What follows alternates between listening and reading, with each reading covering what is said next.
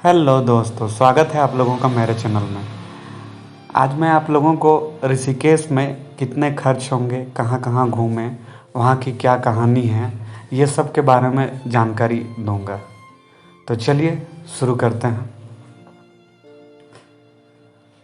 सबसे पहले यहाँ पे एक प्रचलित कथा है, उसके बारे में मैं बताऊंगा। यह कहा जाता है कि समुद्र मंथन के दौरान निकला विष भगवान शिव ने इसी स्थान पर पिया था। विष पीने के बाद उनका गला नीला पड़ गया और उन्हें नीलकंठ महादेव के नाम से जाना गया। एक अन्य कहानी भी है। उसके अनुसार भगवान राम ने अपने वनवास काल के दौरान यहाँ के जंगलों में अपना समय व्यतीत किया था। रस्सी से बना लक्ष्मण झूला इसका प्रमाण माना जाता है, जो मैं आपको इस फोटो में दिखा रहा हूँ। 1939 ईस्वी में लक्ष्मण झूले का पुनर्निर्माण किया गया। ये जो अभी ये रस्सी के अलावे इससे बना हुआ है, क्या कहते हैं इसको, हाँ, रोड वगैरह से बना हुआ है। आप देखिएगा इसमें जो लोहे से निर्मित है ये, तो ये आपको पता चलेगा। यह भी कहा जाता है कि ऋषि राभ्या ने यहाँ ईश्वर के दर्शन के लिए कठोर तपस्या की थी। उनकी तपस्या से प्रसन्न होकर भगवान ऋषिकेश के अवतार में प्रकट हुए। तब से इस स्थान को ऋषिकेश के नाम से जाने लगा। अब आप इसकी कहानी के बारे में समझ गए। अब मैं आप लोगों को यहाँ पर घूमने के लिए क्या क्या जगहें हैं, उन जगहों के बारे में बताऊंगा। कितना खर्च आएगा वो भी मैं बताऊंगा। पहला है ऋषिकेश में राफ्टिंग और कैंपिंग। ऋषिकेश में राफ्टिंग और कैंपिंग काफ़ी मशहूर है। इसकी बुकिंग आप ऑनलाइन या फिर यहाँ आकर भी कर सकते हैं। यहाँ पर आपको ढेर सारे शॉप्स मिलेंगे जहाँ पर इसकी बुकिंग होती है। सबसे पहले आप अपनी यात्रा की शुरुआत राफ्टिंग से करें। यह वही स्थान है जहाँ से राफ्टिंग की शुरुआत होती है जब आप ऋषिकेश घूमने जाएं, जो कि मैं आपको दिखाऊंगा। इसमें सुबह 10 बजे वाले शो में यहाँ पर पहुँच जाए, राफ्टिंग का भरपूर लुत्फ उठाए, उसके बाद से अपनी जर्नी की शुरुआत करें। दर्शनार्थियों को घूमने का अगला पड़ाव नीलकंठ के रास्ते से कैंपिंग के लिए निकलते हैं, जहाँ इस पूरे रास्ते में कई कैंपिंग टेंट बने हुए जो हर बजट की मिल जाएंगे, आपको बीच में देखने को मिलेगा। कॉटेज आपके लिए 2000 कम से कम में मिलते हैं राफ्टिंग के साथ, और टेंट 1000 रुपये में, जिसमें डिनर, लंच, ब्रेकफास्ट और राफ्टिंग का चार्ज जुड़ा होता है। मतलब 1000 से 2000 में भी आप लोगों को मिल जाएगा। अब देखिए बंजी जंपिंग। अगर आप बंजी जंपिंग करवाना चाहते हैं तो जो राफ्टिंग का खर्च आता है और जो कैंपिंग का खर्च आता है उसी में आपका दोनों हो जाएगा। बस आपको अपना नाम लिखाना है कि उसमें आपको बंजी जंपिंग भी कराना है, ठीक है। ऋषिकेश में राफ्टिंग 16 किलोमीटर, 22 किलोमीटर और 32 किलोमीटर की होती है, जिसमें 16 किलोमीटर के राफ्टिंग का चार्ज 300 से 400 तक लगता है। मतलब ज़्यादा खर्चीला नहीं है। और हाँ, इसमें पूरी सुविधाएं आपको दी जाती है। आपको वो जैकेट पहनाया जाता है सुरक्षा हेतु, ठीक है। अब आप जानिए त्रिवेणी घाट के बारे में। देवप्रयाग से कई नदियों का पानी समेटे हुए जब गंगा नदी ऋषिकेश पहुंचती है तो त्रिवेणी घाट पर यमुना और सरस्वती नदी से मिलती है, जो इन तीन प्रसिद्ध नदियां गंगा, यमुना और सरस्वती का अद्भुत मिलन होता है। और यहाँ का पानी में आपको अलग अलग रंग दिखाई देगा, जो कि आप देखते ही समझ जाएंगे और बहुत ही अच्छा एहसास होगा। अब ऋषिकुंड के बारे में थोड़ा आप लोगों को बताता हूँ। भारत की धरती में कई ऐसे रहस्य हैं जो आज भी अध्यात्म से जुड़े हैं। उन्हीं में से ऋषिकुंड है, जो कभी ऋषियों के तपोबल के माध्यम से उत्पन्न हुआ था, जो उनके स्नान के लिए गंगा, यमुना और सरस्वती नदी का जल इस कुंड में उत्पन्न हुआ। इस जगह की सबसे खास बात यह है कि यहाँ सर्दियों के मौसम में भी कुंड पानी गर्म होता है। जैसे मैं आपको अन्य जो चार धाम है वहाँ के कर्म कुंडों के बारे में बताऊंगा, वैसे ही भारत मंदिर। त्रिवेणी संगम घाट पर स्थित पर्यटकों का अगला पड़ाव जहाँ दर्शनार्थ हेतु दर्शनार्थी जाते हैं वो है भरत मंदिर।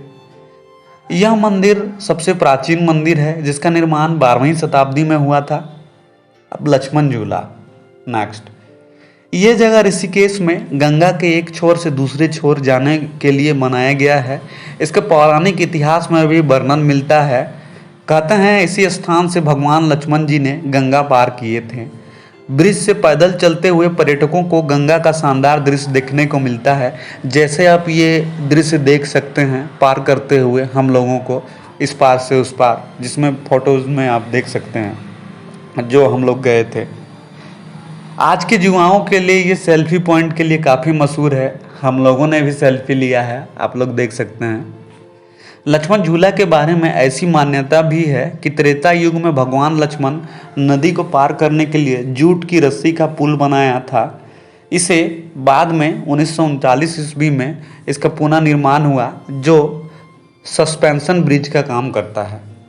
अब उसमें बाइक वाले भी साइकिल वाले भी पार हो जाते हैं, हालांकि ज़्यादा चौड़ा नहीं है पर हो जाते हैं। अब देखिए राम झूला, ठीक इसके आगे है राम झूला। लक्ष्मण झूला की तरह ही राम झूला भी सैलानियों को गंगा पार कराने का काम करता है। ठीक है, अगर मान लीजिए आप लक्ष्मण झूला दर्शन के लिए आते हैं तो ट्रैकिंग करते हुए ही वहीं से आगे जंगल में होते हुए बढ़ें, जैसे कि हम लोग जा रहे हैं वैसे ही आगे बढ़ेंगे। करीब 1.5 से 2 किलोमीटर चलने के बाद आपको राम झूला मिलेगा। वहाँ के भी कुछ फोटोज़ हैं जो आप देख सकते हैं। विदेशी पर्यटक भी ऋषिकेश की पावन धरती में आध्यात्मिक की चाहत को लेकर यहाँ पहुँचते हैं।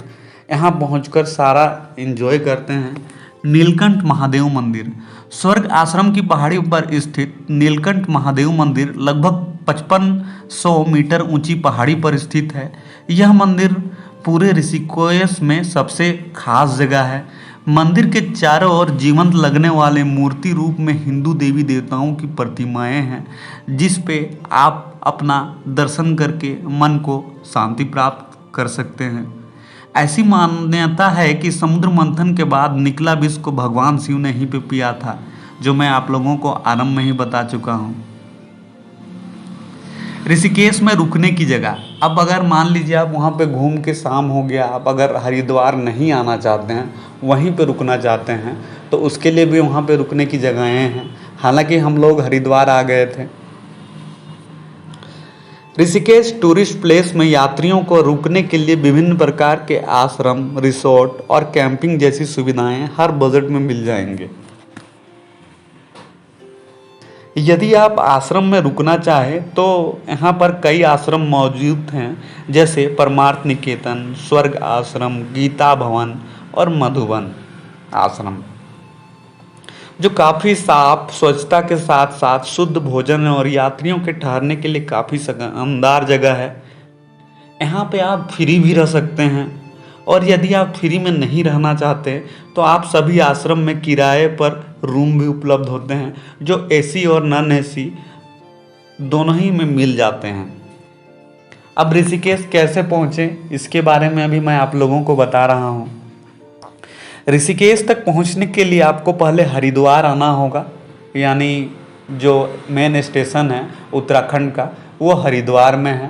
हरिद्वार में आप वहाँ से उतरने के बाद अगर आप दिल्ली से आ रहे हैं या फिर जैसे हम लोग गए थे झारखंड से, तो पहले दिल्ली की बात करते हैं। दिल्ली से लगभग 210 किलोमीटर की दूरी पर स्थित है, जबकि झारखंड से ये लगभग 1700-1800 किलोमीटर आसपास की दूरी होगी, जो कि आप ट्रेन से आ सकते हैं। और डायरेक्ट इसका ट्रेन सिर्फ आपको टाटानगर स्टेशन से ही मिलेगा, बाकी इधर रांची से इसकी सुविधाएं उपलब्ध नहीं हैं। ये शहर भारत के सभी बड़े रेलवे से अच्छी तरीके से जुड़ा हुआ है, जहाँ से आप मात्र 50 रुपये में हरिद्वार से ट्रेन लेकर ऋषिकेश पहुँच सकते हैं, या फिर आप बस से भी आ सकते हैं। जैसे हम लोग बस से गए थे, 40 रुपया हम लोगों को लिया था, नहीं 45 रुपया, हाँ 45 रुपया करके लिया था पर पर्सन। जो मेरे साथ मेरा भांजा भी था, आप लोगों को देख ही सकते हैं आप लोग।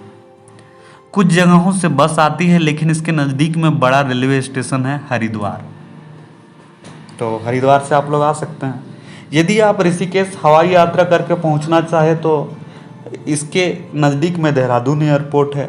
यहाँ पहुंचकर टैक्सी या बस के द्वारा ऋषिकेश की 34 किलोमीटर की दूरी तय करनी पड़ेगी। अगर आपके पास ज़्यादा पैसा है तो आप हवाई यात्रा भी करके आ सकते हैं, अन्यथा ट्रेन से आएँ, वो ही ज़्यादा मज़ा आएगा, आप लोगों को एहसास होगा ट्रेन का।